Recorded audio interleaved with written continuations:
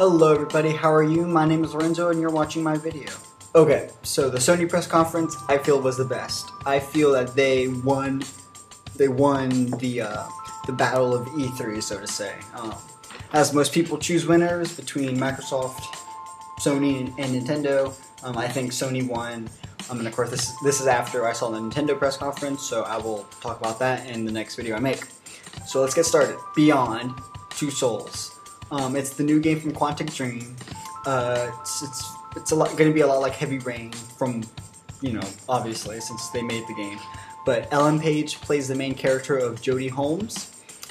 It goes through 15 years of her life, through like good, bad, and all that stuff. She also deals with like spirits, and kind of understand what it's like beyond, which is the whole niche of the game. The whole like thing of the game is we don't know what's actually beyond like what we live when we die. So this game kind of talks about stuff like that. It talks about the ideas of what is beyond life, which she knows a little bit about because of the spirit she deals with. And it's probably the most photorealistic game I've seen ever, of all time. It's pretty like it's like a legit CG movie. Like, it's really good. And at the end of the trailer, we found out that the spirit's name is Ivan, and he can really mess stuff up. So I'm definitely going to be keeping my eyes on this one because this looks like a lot of fun. PlayStation All-Stars Battle Royale. Pretty much this is Super Smash Bros. With PS3 characters, with PlayStation characters. That's not a bad thing, but it's just, a thing. So along with the PS3 version, it's also coming out for the Vita and has cross-play compatibility. For the demo, they showed 4 players playing together, 2 on PS3 and 2 on a Vita, because the only way you can get kills is to charge up your specials meter and hit an opponent with the special attack. So unlike Super Smash Bros. Where you would knock up their damage percentage and that would like increase their chances of getting knocked off the stage, you have to actually like hit and do good, like, and get the charge up. And the more special meter you have, the better the attack. So if you have 1 special, you'll have a just a meh attack that if it does hit, it'll hurt them. But if you have like 3, like Sweet Tooth, if you get 3 special meters for Sweet Tooth, you'll get Mecha Sweet Tooth, which is like his ice cream truck, mech thing. That just like can just destroy everything, which is interesting, because like it's not going to be just crazy, people flying all over the place just because you're hitting them a lot. And at the end, they announced that Nathan Drake and Big Daddy will be joining the cast of the game. So that's definitely interesting. And release is going to be this holiday season. Cross-control play for Little Big Planet 2 will be available as DLC. This will let you create on the Vita as well. So you can create levels on the Vita and then play it on the PS3, transfer it over. As well as cross-play multiplayer with unique controls for each system. So like, the PS3 has its own controls that everyone's familiar with right now. But on the Vita, you'll have your own special controls to make use of the full capabilities of what the Vita can do, aka the back touchpad, the touchscreen, the tilt. Like it will take advantage of that, which is nice. They just kind of did this fast, but they plan to bring more indie developers to PSN, which, that's always good. It's always good to have more indie games, because usually indie games are a lot of fun. PlayStation Plus members will get more games for free. They're bringing in more content to the PSN, and everyone in the theater got a free 1-year subscription of Plus, which I'm kind of jealous about. I wish I could have got a free year of Plus, but, whatever. And more games will be coming to the PSN for the Vita as well. Speaking of the Vita, they will also be bringing more apps to the Vita, like the previously announced YouTube, along with Hulu Plus and Crackle. And also they did announce that Call of Duty Black Ops Declassified will be coming out this holiday for the Vita. We don't know many details about it other than it's a Call of Duty game on the Vita, which I'm guessing, since the Vita is pretty powerful, it's going to be kind of a port of the Black Ops 2 going for the consoles. Assassin's 3 Liberation will be coming to the Vita, and it has a whole new female character, the first one of the series. It will have crossplay with Assassin's Creed 3 on PS3 with extra goods for when you transfer over, like you'll get a multiplayer skin, you'll get a new weapon transferred over to the Vita, you'll get Connor's Tomahawk, and you will get, I believe, your gunpowder restocked or something.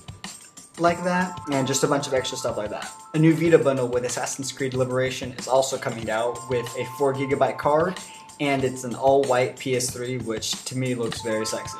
Assassin's Creed 3 will have sea combat. They announced this, Ubisoft announced this at the Sony press conference with, and some of the features are a weather system that can change at any point, so it could be sunny one time, one day or 1 minute, and then all of a sudden it's going to start raining and it's going to be harder for you to control your boat, which is awesome.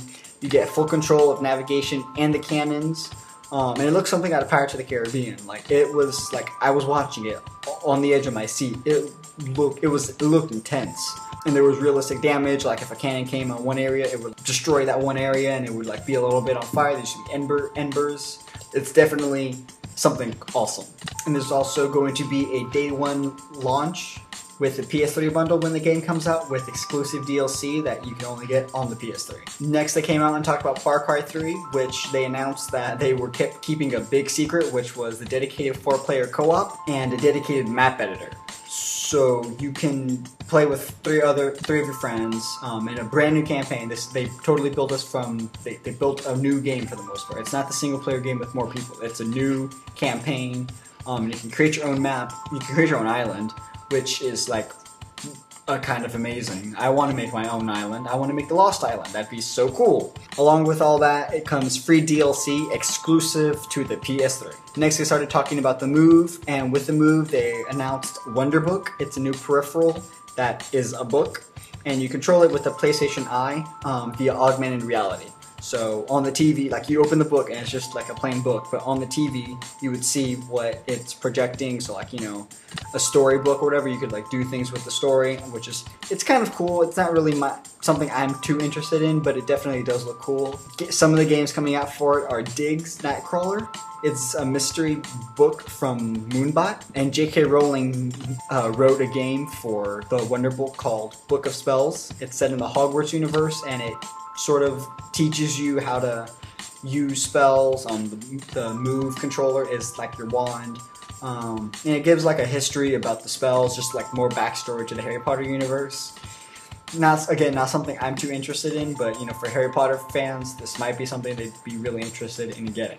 Book of Spells is coming out in fall of 2012. PlayStation Suite is for open OS tablets and smartphones, aka Android. Sorry, iPhone users, this is not going to be available to you.